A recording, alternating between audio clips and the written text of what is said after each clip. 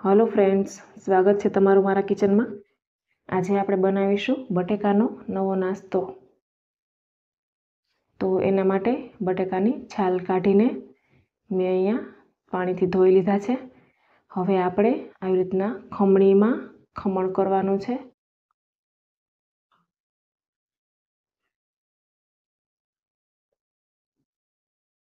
તો અહીંયા મેં ખમણ કરી લીધું છે।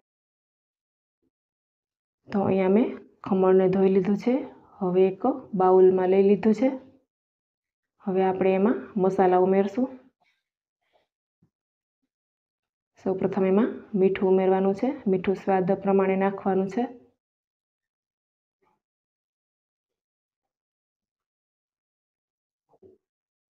ત્યાર પછી અજમા ઉમેરશું। ત્યાર પછી આખું જીરું ઉમેરશું।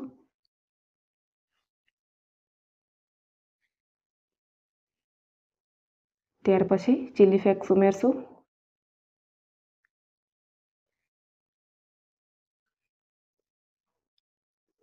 પછી આપણે કસૂરી મેથી ઉમેરશું। લીલા મરચાં નાખશું। ખાંડેલું લસણ ઉમેરશું।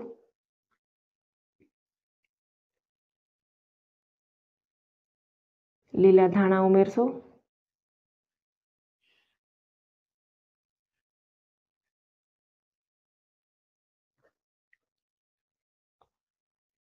ત્યાર પછી હેલ્ધી બનાવવા માટે ઘઉંનો લોટ ઉમેરવાનો છે।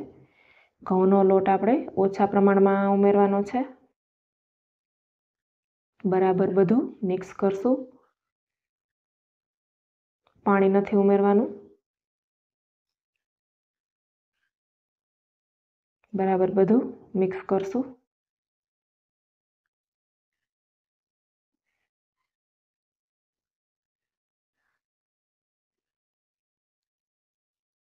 બરાબર બધું મિક્સ થઈ ગયું છે। હવે આપણે નાની નાની ટિક્કી ટાઈપ શેપ આપશું। આવી રીતના ગોળ ગોળ ટિક્કી ટાઈપ શેપ આપશું।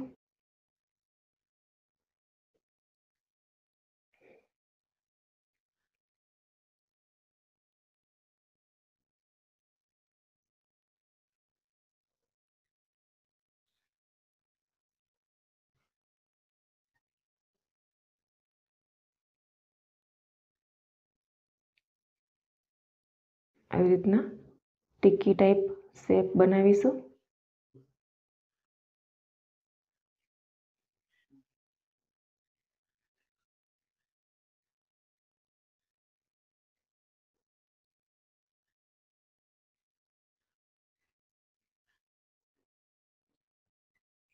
તો બધા મસાલાની મેં અહીંયા ટિક્કી બનાવી લીધી છે। હવે આપણે ટિક્કીને તેલમાં તળવાની છે।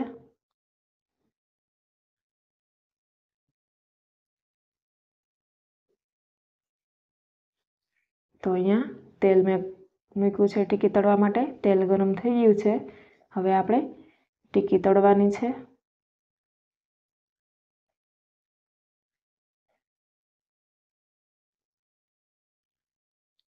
ટિક્કીને આપણે ધીમા તાપે જ તળવાની છે।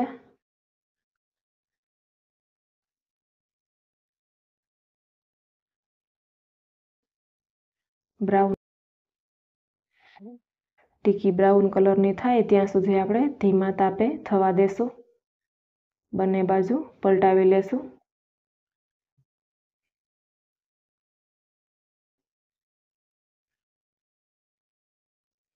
આવી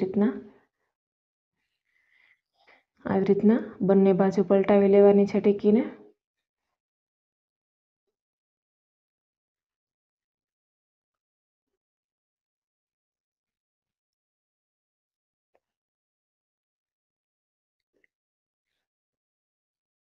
ધીમા તાપે થવા દેશું ટિક્કી। એકદમ ક્રિસ્પી થાય ત્યાં સુધી થવા દેશું। બંને બાજુ આવી રીતના બ્રાઉન કલરની થાય ત્યાં સુધી ટિક્કીને ફ્રાય થવા દેશું।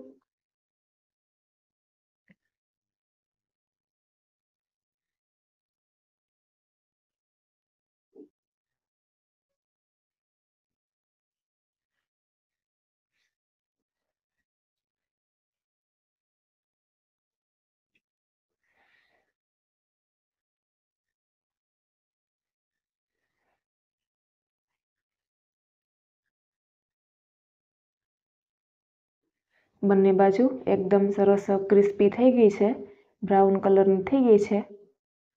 હવે આપણે ટિક્કીને એક પ્લેટમાં કાઢી લેશું.